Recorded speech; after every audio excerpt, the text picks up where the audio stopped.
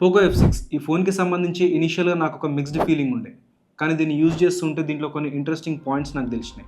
Design, display, battery, OS ఇవి మాత్రమే కాకుండా దీంట్లో ఉన్న ఏఐ ఫీచర్ గురించి కూడా క్లియర్‌గా మాట్లాడుకుందాం. ఫస్ట్ మనం ఈ ఫోన్ డిజైన్ గురించి మాట్లాడుకుందాం. ఓవరాల్‌గా సింపుల్ డిజైన్, ఫ్యాన్సీ కలర్స్ ఇచ్చి వీగన్ లెదర్ స్టిచ్చింగ్ ప్యాటర్న్ అని చెప్పేసి అట్లా ఏం డిస్టర్బెన్స్ ఏం చేయకుండా క్లీన్ ఫినిష్ అన్నమాట. ఎక్కడ మనకి డిస్ట్రాక్షన్స్ లాగా ఏం లేకుండా ప్లెయిన్ ఫినిష్ బాగా ఇచ్చారు. సో సింపుల్గా ఉండాలి అనుకునే వాళ్ళకి ఈ డిజైన్ బాగా నచ్చుతుంది. ఈ ఫోన్ మనకు బిల్డ్ వచ్చేసి ప్లాస్టిక్ అనమాట. చేతిలో పట్టుకున్నప్పుడు ఆ ప్లాస్టిక్ ఫీల్ చాలా క్లియర్గా తెలుస్తుంది. ఈ బ్యాక్ మనకు కొంచెం frosted finish kind of thing చేసినా కానీ చేతిలో పట్టుకున్నప్పుడు ఆ ప్లాస్టిక్ ఫీల్ మనకు క్లియర్గా తెలుస్తుంది. అల్టిమేట్గా కేసు పెట్టేస్తే ఏ ఫోన్ అయినా ప్లాస్టిక్ అయిపోతుంది కదా, సో అదొక ఇష్యూ అవ్వదు. ఈ ఫింగర్ ప్రింట్ పొజిషన్ కిందికి ఉంది, ఇది కొంచెం పైకి ఉంటే బాగుండేదని నా ఫీలింగ్. ఈ ఫోన్ డిస్ప్లేని కూడా బాడీతో క్లీన్గా బ్లెండ్ చేసిరు. It's flat, IP64 dust and water resistant. ఇంకా దీంట్లో నా ఫేవరెట్ NFC కూడా వీళ్ళు ప్రొవైడ్ చేసి.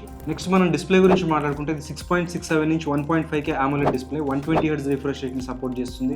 HDR10+ DCI-P3 ఈ సపోర్ట్ మొత్తం ఉంది. దీని పీక్ బ్రైట్నెస్ వచ్చేసి 2400 నిట్స్. సో అవుట్డోర్ కండిషన్స్లో ఇంకా సన్లైట్లో యూజ్ చేస్తున్నప్పుడు కూడా పెద్దగా ప్రాబ్లమ్ ఏం అవ్వట్లేదు, ఈజీగా యూజ్ చేసుకోవచ్చు. అండ్ ఈ డిస్ప్లేని ప్రొటెక్ట్ చేయడానికి గొరిల్లా గ్లాస్ విక్టర్స్ ప్రొటెక్షన్ ఇచ్చారు. వ్యూయింగ్ యాంగిల్స్ ఇంకా కలర్స్ చాలా క్లియర్గా ఉన్నాయి. సో మనం దీంట్లో కంటెంట్ని కన్జ్యూమ్ చేస్తున్నప్పుడు, నార్మల్గా ఫోన్ని చూస్తున్నప్పుడు ఏ యాంగిల్లో చూసినా మనకి క్లియర్గానే కనిపిస్తుంది. నెట్ఫ్లిక్స్లో మూవీస్ చూస్తున్నప్పుడు లేదంటే యూట్యూబ్లో వీడియోస్ చూస్తున్నప్పుడు ఆ బ్లాక్స్ ఏవైతే ఉంటాయో క్లియర్గా ఆ డెప్త్ తెలుస్తుంది. సో బ్లాక్ అనే ఏరియాలో కంప్లీట్గా పిచ్ బ్లాక్ అయిపోతుంది అండ్ ఆ డెప్త్ అనేది మనకు డిస్ప్లేలో క్లియర్గా అర్థమవుతుంది.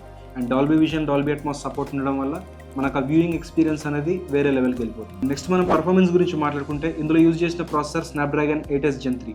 ఇది 4nm ప్రాసెసర్. ఇంకా ఇందులో యూజ్ చేసిన స్టోరేజ్ టైప్ UFS 4.0 అండ్ మనకి యూజ్ చేసిన ర్యామ్ టైప్ LPDDR5X. ఈ మూడింటి కాంబినేషన్తో ఫోన్ స్మూత్గా ఇంకా ఫాస్ట్గా రన్ అవుతుంది. ఎక్కడ చూసినా మనకు ఫ్లూయిడ్గా ఉంటుంది అండ్ ఆ ల్యాగ్స్ అనేవి ఎక్కడ కనిపించదు. App loading time, multitasking, data transfer, ఇంకా కాల్ కనెక్టివిటీ ఇట్లాంటి వాటిలో ఏం ప్రాబ్లం లేదు. కానీ గేమ్స్లో మాత్రం మన పాపులర్ BGMI 60 FPSకి లాక్ అయిపోయింది. And that's a software limitation, hardware problem కాదు. Snapdragon 8s Gen 3 is capable of doing more than that. దీంట్లో నేను వేరే గేమ్స్ కూడా ఇన్స్టాల్ చేసి చూసిన. COD, జెన్షన్ impact, shadow fight, asphalt ఇవన్నీ వాటి టాప్ సెట్టింగ్స్లో స్మూత్గా హ్యాండిల్ అవుతున్నాయి. ఫోన్ కూడా అంత ఓవర్ హీట్ ఏం అవ్వట్లేదు. జెన్షన్ ఇంపాక్ట్ గురించి తెలియని వాళ్ళకి చెప్తున్నా, 25 GB సోర్స్ ఫైల్ అది కంప్లీట్గా ఎక్స్ట్రాక్ట్ అయిన తర్వాత స్టోరేజ్లో 70 GBని ఆక్యుపై చేస్తుంది. సో అంత పెద్ద గేమ్ని అది 60 FPSకి హైయెస్ట్ సెట్టింగ్స్లో ఈజీగా హ్యాండిల్ చేస్తుంది. ఫోన్ని కూడా ఓవర్ హీట్ చేయట్లేదు. సో ఆ ప్రాసెసర్కి క్యాపబిలిటీ ఉంది హై అండ్ గేమ్స్ని ఈజీగా రన్ చేయడానికి. కాకపోతే ఇక్కడ సాఫ్ట్వేర్ లిమిటేషన్ వల్ల BGMIలో మనకి 60 FPSకే లాక్ అయిపోయింది. ఇట్లాంటి ఇష్యూని మనం ఇంతకుముందు నథింగ్ 2లో చూసినాం. ఆ ఫోన్లో గేమ్ ఆడుతున్నప్పుడు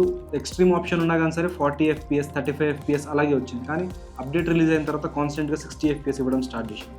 సో ఇక్కడ సాఫ్ట్వేర్ త్రూ లిమిటేషన్ అవుతుంది కానీ hardware is completely capable. So ఫ్యూచర్లో మనం ఒక అప్డేట్ చూడొచ్చు అండ్ ఈ గేమ్ మనం 90 FPSలో ఆడొచ్చు అని నేను అనుకుంటున్నాను. బట్ ఇప్పటికైతే మనకు 60 FPS.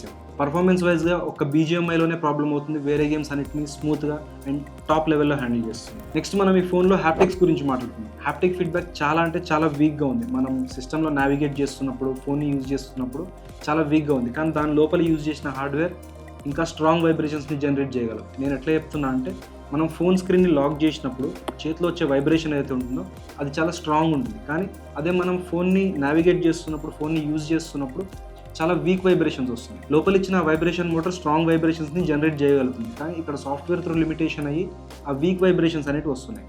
సో ఇది నెక్స్ట్ అప్డేట్లో ఫిక్స్ అవ్వచ్చు, అవ్వకపోవచ్చు, కానీ వైబ్రేషన్స్ కొంచెం వీక్గా వస్తున్నాయి. సో హ్యాప్టిక్లో ఇది కొంచెం డౌన్ సైడ్ అని నేను చెప్తాను. ఇప్పుడు మనం దీంట్లో యూజ్ చేసిన OS గురించి మాట్లాడుకుందాం. Android 14 బేస్డ్ HyperOS ఇదే నాకు ఈ ఫోన్ మీద మిక్స్డ్ ఫీలింగ్ కలిగేలాగా చేసింది. ఎందుకంటే ఫోన్ ఆన్ చేయగానే మొత్తం కచరా నిండిపోయి ఉంది.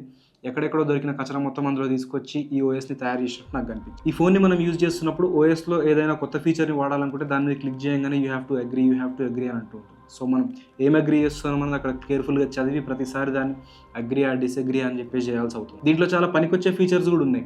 గేమ్స్ ఆడుతున్నప్పుడు గేమ్స్ని స్మూత్గా హ్యాండిల్ చేయడం కోసం గేమ్ టర్బో, డ్యూయల్ యాప్స్, ఇంకా ఇన్ఫినైట్ నెంబర్ ఆఫ్ కస్టమైజేషన్స్. అదంతా బాగానే ఉంది కానీ దీంట్లో ఇచ్చిన కచరా ఏదైతే ఉందో అది డిసప్పాయింట్ చేస్తుంది. వీటిని మెల్లిగా క్లియర్ చేసుకోవచ్చు ఒకటొకటి, కాకపోతే అదొక అడిషనల్ స్టెప్. ఈ UI మీకు స్మూత్ ఎక్స్పీరియన్స్ అయితే ఇస్తుంది కానీ క్లీన్ UI అయితే కాదు.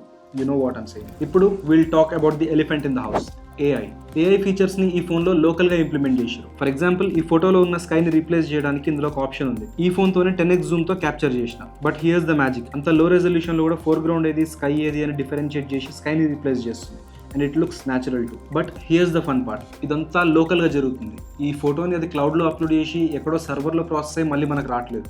ఈ ఫోన్లోనే ఇందులో ఉన్న ప్రాసెసరే దాన్ని క్రియేట్ చేస్తుంది. ఇందులో ఇట్లనే మనం బోకే ఎఫెక్ట్ని కూడా ఇంప్లిమెంట్ చేయొచ్చు, అది కూడా చాలా న్యాచురల్గా వస్తుంది. ఒక గేమింగ్ ఫోన్లో ఈ ఫీచర్స్ అన్ని అవసరం లేదు, బట్ ఇట్స్ క్రేజీ గుడ్. ఇప్పుడు కెమెరాస్ గురించి మాట్లాడుకుందాం. ఇందులో డ్యూయల్ సెటప్ కెమెరాస్ ఇచ్చారు, ఒకటి 50 MP మెయిన్ సెన్సార్, ఇంకోటి 8 MP ultra wide sensor. 50 MP main sensor గురించి మాట్లాడుకుంటే డీసెంట్ ఫోటోస్ క్లిక్ చేస్తుంది. ఇది ఎక్కడ మనకి ఓవర్ సాచురేషన్ అవ్వదు అండ్ డైనమిక్ రేంజ్ కూడా కొంచెం తక్కువే ఉంటుంది. సో మనకి కంప్లీట్గా న్యాచురల్ ఫొటోసే వస్తాయి, ఎక్కడ మనకు ఓవర్ సాచురేట్ అయ్యి లేదంటే పంచి ఇమేజెస్ అయితే రావు. వీడియో రికార్డింగ్లో కూడా మనకు 4K 60 FPS వరకు రికార్డింగ్ క్యాపబిలిటీ ఉంది. ఇంకా స్లో మోషన్ కూడా 1080p 240 FPS వరకు రికార్డ్ చేయొచ్చు. ఇందులో ఇచ్చిన 8 MP సెన్సార్ ఏదైతే ఉందో అది పనికిరాని సెన్సార్ అని చెప్తా, ఎందుకంటే మనం మాక్సిమం 1080p 30 FPS వరకు రికార్డ్ చేయొచ్చు అండ్ కలర్స్ కూడా పరమ చెత్త వస్తూ ఉంటాయి. మెయిన్ సెన్సార్కి దీనికి ఎక్కడ పొంతన లేకుండా కలర్స్ వస్తున్నాయి. అడిషనల్ ఫీచర్స్ అన్నీ వస్తాయి దీంట్లో, షార్ట్ ఫిల్మ్ మోడ్ ఇంకా ప్రో మోడ్ అని చెప్పి చాలా వస్తాయి. కాకపోతే దీంట్లో నాకు పనికొచ్చే ఫీచర్ ఒకటి అనిపించింది, ఏది అంటే డాక్యుమెంట్ మోడ్. ఇది కెమెరాలోనే ఇన్బిల్ట్ ఉంటుంది, మనకి బయటికి వెళ్ళి ఇంకో యాప్ని డౌన్లోడ్ చేయాల్సిన అవసరం ఉండదు అండ్ అది కూడా చాలా బాగా పర్ఫామ్ చేస్తుంది. వీటికి తోడు బ్యాక్ సైడ్ ఒక ఫ్లాష్ లైట్ ఉంది. ఈ ఫ్లాష్ లైట్ అసలు వాళ్ళు ఎందుకు అట్లా డిజైన్ చేశారో నాకు ఇప్పటికి అర్థం కాలేదు. అందులో యూజ్ చేసినాయి కరెక్ట్గా 2 ఫ్లాష్ లైట్స్. ఆ 2 ఫ్లాష్ లైట్స్ని వాళ్ళు డ్యూయల్ ఫ్లాష్ సెటప్ అని చెప్పేసి పెట్టేయచ్చు కదా, దానికి ఒక రింగ్ వేసి దాని మీద ప్రాపర్ డిఫ్యూజర్ కూడా పెట్టలేదు వాళ్ళు. అది కంప్లీట్గా అటు డ్యూయల్ ఫ్లాష్ లాగా కనిపించట్లేదు, ఒక రింగ్ లైట్ లాగా కనిపించట్లేదు.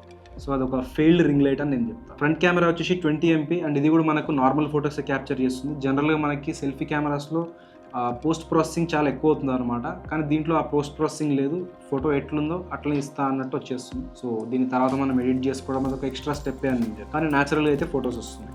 డైనమిక్ రేంజ్ అంతేం బాగాలేదు, మనకి స్కై వెనకాల బ్లూ కలర్లో ఉన్నా కానీ సరే ప్లెయిన్ వైట్గా వాష్ అవుట్ చేసి పడేస్తుంది. అండ్ వీడియో రికార్డింగ్ వచ్చేసి మనకు 1080p 60 FPS last. So front camera 20 MP ఉన్నా కానీ సరే మనకు 4K రికార్డింగ్ క్యాపబిలిటీ లేదు. నెక్స్ట్ మనం ఈ ఫోన్లో బ్యాటరీ గురించి మాట్లాడుకుందాం. 5000 mAh లిథియం పాలిమర్ బ్యాటరీ ఇది. ఇంకా బాక్స్లో మనకి 120 watt ఛార్జర్ని ఇస్తుంది. ఈ ఫోన్ మనకి 120 watt స్పీడ్తో ఛార్జింగ్ ఎక్కదు, కానీ 90 watt is the top. 15 to 20% ఉన్నప్పుడు ఛార్జింగ్ పెడితే ఫోన్ ఒక 30 minutesలో ఫుల్ అయిపోతుంది అండ్ టెంపరేచర్స్ కూడా కంట్రోల్లోనే ఉంటాయి. స్క్రీన్ ఆన్ టైం కూడా యావరేజ్ ఒక 6.5 hours అయితే వస్తుంది. ఇది గేమింగ్ ఫోన్ కాబట్టి బ్యాటరీ కొంచెం కన్జంప్షన్ ఎక్కువనే ఉంటుంది, కానీ మీరు హెవీగా వాడితే ఫోన్ని అప్పుడు ఒక 6 to 6.5 hours వరకు వస్తుంది.